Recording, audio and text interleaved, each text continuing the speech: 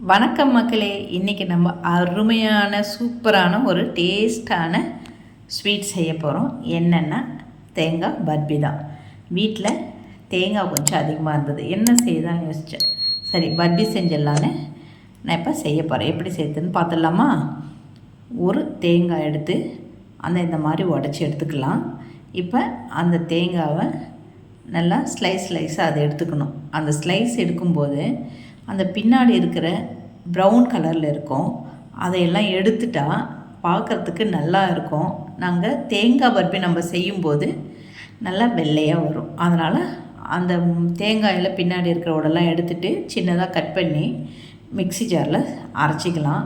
நீங்கள் மிக்ஸி ஜாரில் போடாமல் தேங்காவை அப்படியே கூட பூ மாதிரி நல்லா துருவியும் எடுத்துக்கலாம். இப்போ இந்த மாதிரி மிக்ஸி ஜாரில் போட்டதெல்லாம் ஒரு பவுலில் சேர்த்துக்கலாம். கொஞ்சம் கொஞ்சமாக, மொத்தமாக போட முடியாட்டி கொஞ்சம் கொஞ்சமாக போட்டு இந்த மாதிரி ஒரு தட்டில் எடுத்து வச்சுக்கலாம். இந்த தேங்காய் சாப்பிட்றது அவ்வளோ உடம்புக்கு நல்லது, எனர்ஜி தரக்கூடியது. இது நம்ம உடம்பு சோர்வு டயர்டாக இருந்தால் கூட கொஞ்சம் தேங்காய் பால் எடுத்து சாப்பிட்டா அவ்வளோ நல்லது.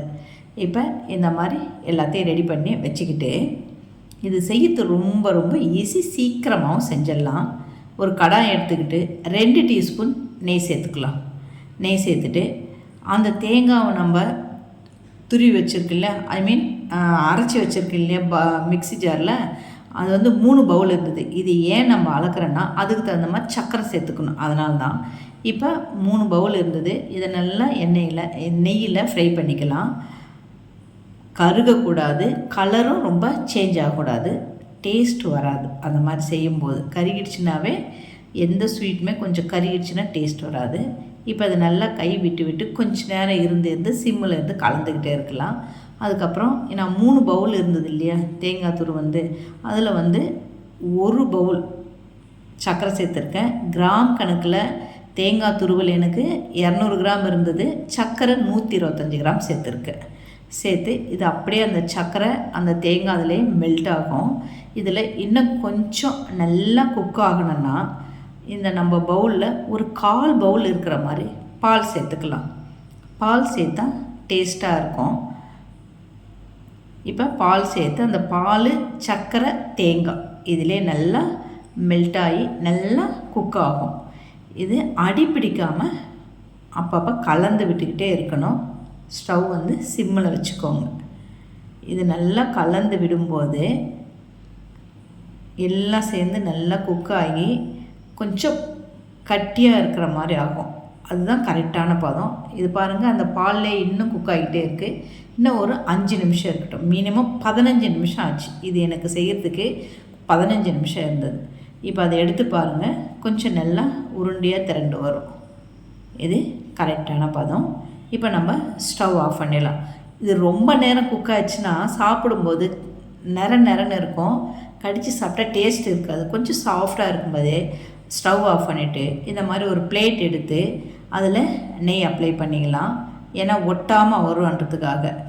இதை நம்ம ரெடி பண்ணி வச்சுருக்கிற அந்த தேங்காய் மிக்ஸி இதில் சேர்த்துக்கலாம். சேர்த்து இது எல்லாம் கொஞ்சம் நம்மளுக்கு எவ்வளோ திக்னஸ் வேணுமோ அந்த அளவுக்கு அதை தட்டி எடுத்துக்கலாம். இப்போ எல்லாம் ஒரே லெவலாக இருக்கிற மாதிரி செஞ்சு மினிமம் ஒரு அரை மணி நேரம் இதை அப்படியே ஆற விட்டுடுங்க. நல்லா ஆறிடுச்சுனாவே கேக்கை நம்ம கட் பண்ணி எடுத்துக்கலாம். இப்போ நல்லா ஆறிடுச்சு. ஒரு கத்தி எடுத்து இப்போ நம்ம கட் பண்ணிக்கலாம். இதுவே கொஞ்சம் ரொம்பவும் குழ இருந்ததுன்னா, கட்டியாகாமல் இருந்ததுன்னா நம்ம அல்வானோட தேங்காய் அல்வா கூட நம்ம செஞ்சு கொடுத்துடலாம். ஆனால் தேங்காய் அல்வா தான் செஞ்சுன்னு கொடுத்துடலாம். ஆனால் இது கரெக்டான பதமாக வந்திருக்கு. கத்தியால் கட் பண்ண முடியுது. நல்லாவே வந்திருக்கு பாருங்கள், கரெக்டாக வந்திருக்கு பாருங்கள். நான் கொஞ்சம் மெலிசாக தட்டினேன், நல்லா சூப்பராக வந்துடுச்சு பாருங்கள். தட்டிலிருந்து மெலிசாக தட்டினால இந்த மாதிரி இருக்குது. நம்மளுக்கு எந்த அளவுக்கு திக்னஸ் வேணுமோ அந்த அளவுக்கு பர்பியை நம்ம ரெடி பண்ணி எடுத்துக்கலாம். அவ்வளோதான். பர்பி எவ்வளோ ஈஸியாக சீக்கிரமாக செஞ்சு முடிச்சாச்சு பார்த்தீங்களா? இந்த மாதிரி செஞ்சு வச்சுக்கிட்டு ஒரு 2 வாரத்துக்கு ஸ்டோர் பண்ணி வச்சுட்டு குழந்தைங்களுக்கு ஈவினிங் ஸ்நாக்ஸாக தரலாம். ரொம்ப ரொம்ப சாஃப்டாக நல்லா டேஸ்ட்டாக இருக்கும்.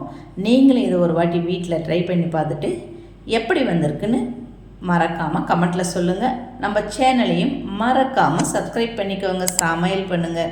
ரொம்ப ரொம்ப சந்தோஷமாக இருங்க. இந்த வீடியோ உங்களுக்கு பிடிச்சிருந்தா உங்கள் ஃபேமிலி அண்டு ஃப்ரெண்ட்ஸுக்கு ஷேர் பண்ணுங்கள். கஷ்டப்படாமல் இஷ்டப்பட்டு சமைச்ச சாதாரண சமையல் கூட சரித்திரம் படைக்கும். கரெக்டா? தேங்க்ஸ் ஃபார் வாட்சிங்.